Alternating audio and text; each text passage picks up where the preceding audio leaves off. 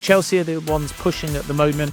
They're about to start club-to-club negotiations. Yoane Wissa wants to leave Brentford, and if Newcastle bid again, they'll do so with confidence, I'm told. The number 9 is their top priority now. Benjamin Šeško is the name I keep hearing. Liverpool are not going to give up. They want Alexander Isak. I'd be very surprised if Alexander Isak went to Saudi Arabia. Half of the Portuguese media are already coming to London, which tells you that this is close.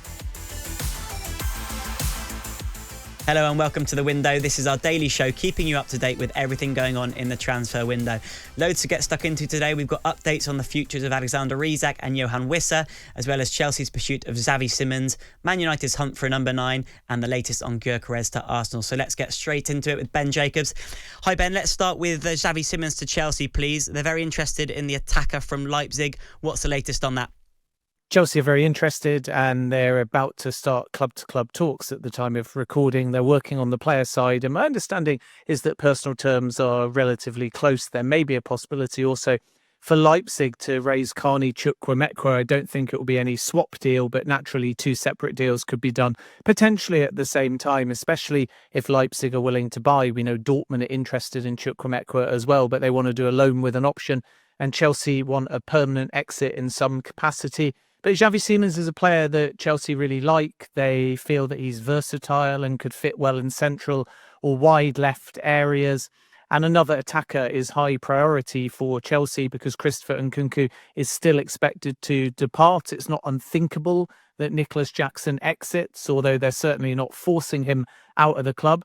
So even though João Pedro is kind of a Christopher Nkunku replacement, Chelsea want another attacker, and if that attacker can play central and left, it's a bonus, because even though Jamie Gittens has joined on the left-hand side, Giovanni Quenda, who's a left winger from Sporting, won't arrive for another year, and as a result Chelsea want to bolster somebody that can be creative, that can find goals, and heading into the Premier League season they want as many as 9 attackers. And is Xavi Simons thought to be open to a move to Chelsea, to the Premier League in general? Where does he want to go? Both, really. He's open to Chelsea. Arsenal also have an interest as well, and the player's priority is the Premier League.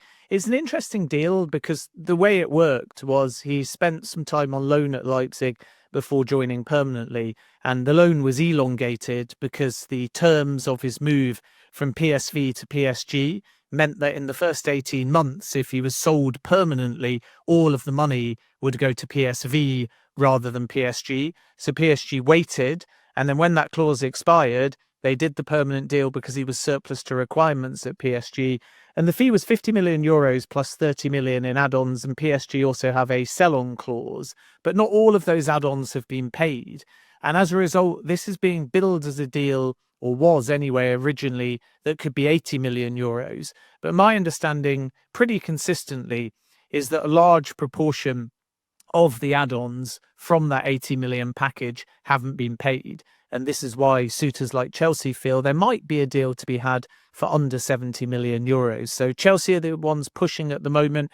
They're about to start club-to-club negotiations, and they're relatively optimistic that they can agree terms with the player. But don't discount Arsenal or other Premier League clubs. And Simons' perspective is very clear. He wants to leave Leipzig, and his top priority is to try and get a move to the Premier League. Okay, moving on to Yoan Wissa. Brentford have obviously already lost Brian and Burma and Christian Norgard. Could they be about to lose Wissa as well? And where's his most likely destination? Yeah, it's an interesting and fluid situation that may well move in the coming hours, because Yoan Wissa has left Brentford's training camp in Portugal and is meeting with Brentford's hierarchy to essentially discuss his future.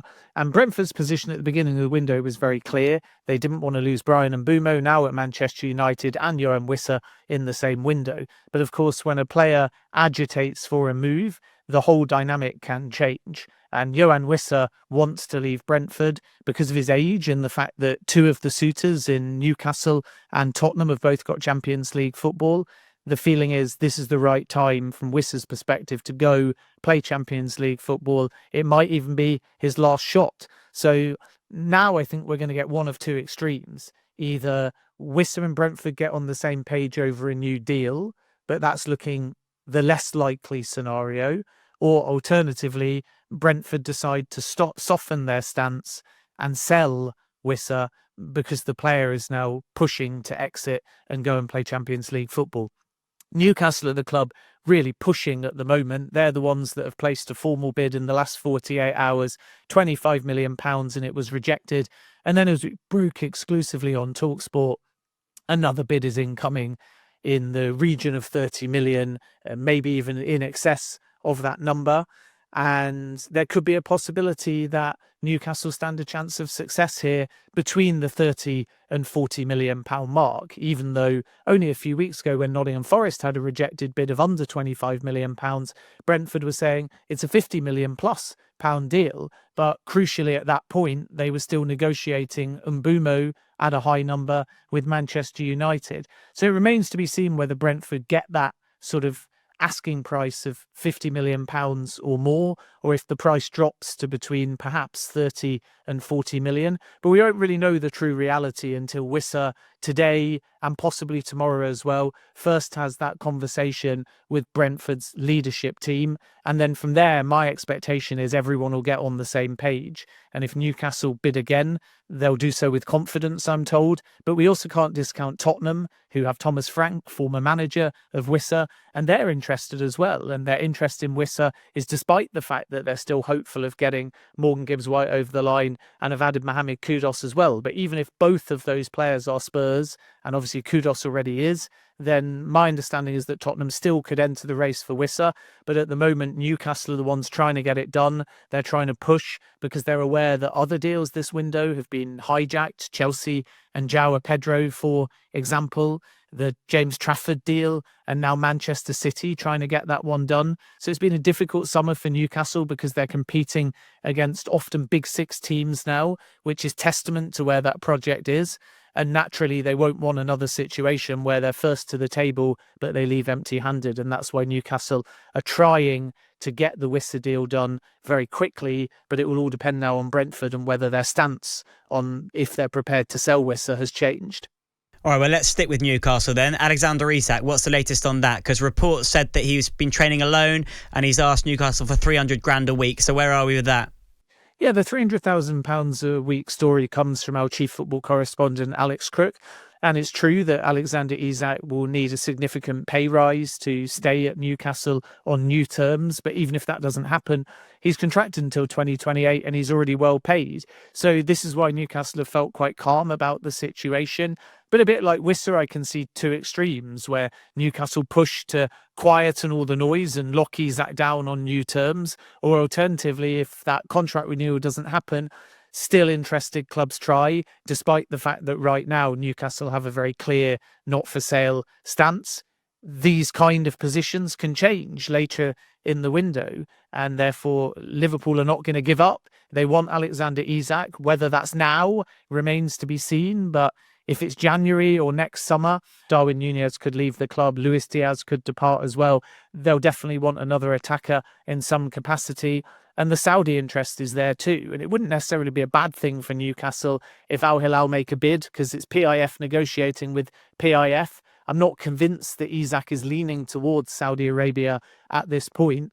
And if a bid came in from Saudi Arabia and was inflated around 200 million, it sets the market valuation, and then potentially all other clubs would walk away because Liverpool would do Isak at 120 or 130. We don't know if they would go up to 150, but they almost certainly wouldn't do it at 200 million. So if somebody else bids that high, maybe it actually ends up warding off the market. And then I'd be very surprised if Alexander Isak went to Saudi Arabia. And then just regarding the reports saying Alexander Isak trained alone, well, it's true in theory, and the pictures show that, but there is an explanation behind it. So Newcastle sources are insistent that several players have been doing one-on-one to ease them into pre-season. It wasn't just a case of Alexander Isak yesterday. It was also Lewis Hall and Joe Linton who had some one-on-one work. So it's normal in pre-season to do that more personalised conditioning. And then Newcastle sources also tell us that Alexander Isak had a bit of a scare with a thigh injury, and as a consequence went and had a precautionary scan, which has now come back clear. And we know from Eddie Howe's pre-match comments ahead of their first pre-season friendly that Isak was also eased into pre-season minutes, and that's why he was absent too. So that's the Newcastle perspective. They don't want to sell Isak. There are reasons why. He did some work alone and wasn't part of their first pre-season friendly. But of course, if you add it up from a suitor's perspective, you've got a player who wasn't part of the first game. You've got a manager who said post-match speculation was a factor. And then you've got a player absent from group training for very good reasons, according to Newcastle. But I think if you add up each component, you can understand why clubs might be encouraged that there could be a window of opportunity to still bid for Alexander Isak. And the story of Isak and the speculation around an exit is simply not going to end until he signs a new deal at Newcastle United. So I think from Newcastle's perspective, they'd love to get that done quickly, quiet all the noise, because they still hope that Alexander Isak will be a player at Newcastle United Football Club come the end of the window. Okay, moving on to Manchester United. We know they're after a striker. Are there any names that have cropped up recently? Who's been most heavily linked? Where are we with that? Yeah, Manchester United feel that the number 9 is their top priority now, and it may be dependent on outgoings. They've obviously got Marcus Rashford's wage off the books. He's reduced that wage, and Barcelona are paying 100% ahead of a loan with an option to buy. Antony still wants to go to Betis. Alejandro Garnacho is prioritising a Premier League move. You may well have Aston Villa escalating their interest there. Chelsea have held a long-standing interest too. And that's the one that might unlock the whole second part of the window because it's pure profit on the books. And Jadon Sancho is still in talks with Juventus, and there's some Saudi interest in him as well. So Manchester United will be looking to fund their number 9 via outgoings. And at the moment, I think a lot of the targets that they would like in theory are in practice quite financially difficult. Benjamin Šeško is the name I keep hearing, and the feeling is the price may drop a little bit later in the window. When Arsenal were trying, concurrent to their now successful pursuit of Viktor Gyökeres, the price for Šeško was in excess of 80 million euros. I think most people interested in Šeško now, including Manchester United, feel he may be gettable for 70 million euros towards the end of the window. So that could be one to watch, because Manchester United made a pitch to Šeško as far back as a year ago, and Christopher Vivell in particular, from his time at Red Bull Group, knows Šeško very well and has an excellent relationship with the player. Then you have Nicholas Jackson. All indications are at the moment the price is too high for Manchester United to bid. So something would have to change there if Manchester United are to enter into the race. It's termed by sources as unlikely as of now, but not impossible. And maybe if Chelsea go for Garnacho, there's a way of two-way business there. But a few things would have to move for Manchester United to enter into the race for Nicholas Jackson. And Ollie Watkins is another. And again, that would be price dependent, because Aston Villa are not entertaining business for under 60 million at this stage. And I think they would very likely have to find a replacement as well. Then a few other names that might come into play towards the end of the window. Dominic Calvert-Lewin's side have offered themselves to Manchester United on a free transfer. It's not mutual at the moment. It's very much Calvert-Lewin pushing and Manchester United not engaging. But if they get short at the end of the window, they might have to look at the free agency market. And then Al Hilal want to sign a striker. We know they've got a genuine interest in Alexander Isak, but as I said before, I don't think he's going to Saudi Arabia. But if a scenario arises where Hilal find a striker, Darwin Núñez is another one to watch, then I can foresee Alexander Mitrovic being pushed out of Al Hilal, because Hilal have to think about their foreign quota, and they'll need to lose a foreigner in order to sign a number 9. And then it might be that Mitrovic becomes available on a loan, and Manchester United would be open to a deal on the right terms, where naturally Al Hilal would have to cover a large part of his wage. And that could happen late in the window. Again, if they don't find another target, or if they get a number 9, Rasmus Højlund departs, and then they feel that doing a loan in addition allows them to bring in 2 strikers on their kind of financial terms. So Mitrovic's future more generally is going to be one to watch between now and the end of the window. And Manchester United are certainly alert to that opportunity, but I think they're prioritising first and foremost a younger kind of striker and a permanent number 9. And to do that, they are going to be heavily reliant on outgoings. Okay, and are there any updates on Viktor Gyökeres and Arsenal, Ben? Is there medical happening soon? So Victor Gyökeres is waiting for permission to undergo his Arsenal medical. It's expected within 24 hours or so. The deal is at the final stages. There was never really a suggestion of a Manchester United hijack. Manchester United were pushed the possibility from Sporting, which tells you that this was a tactic to try and generate a bit of competitive tension. But Manchester United sources, despite clear appreciation for the player, have always stated very clearly that they never have bid and they don't plan to bid, because the feeling has always been that Gyökeres, after Arsenal came formally to the table, wanted the move, and now he's going to get it. He'll travel into London in likelihood this week. As far as I'm aware, half of the Portuguese media are already coming to London, which tells you that this is close. And the deal is essentially 63.5 million euros plus 10 million euros in add-ons, as we revealed exclusively on talkSPORT. And then the final 2.5 million euros of the 10 million in add-ons was debated and negotiated in quite some detail, with Sporting wanting that 2.5 million after the other 7.5 million was agreed to be a bit more gettable. And then Arsenal were trying to get the fixed fee paid in 4 and Sporting wanted it paid in 2. And eventually they found a compromise. And now it's just a case of formalising a verbal agreement.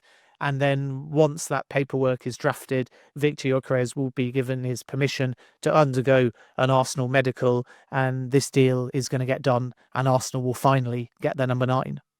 Okay, brilliant. Thanks for all the updates, Ben. Thanks a lot. All the best. That's all from the window today. We're here every day throughout the transfer window, bringing you all the updates, the rumours, the done deals, and everything in between. We'll see you next time.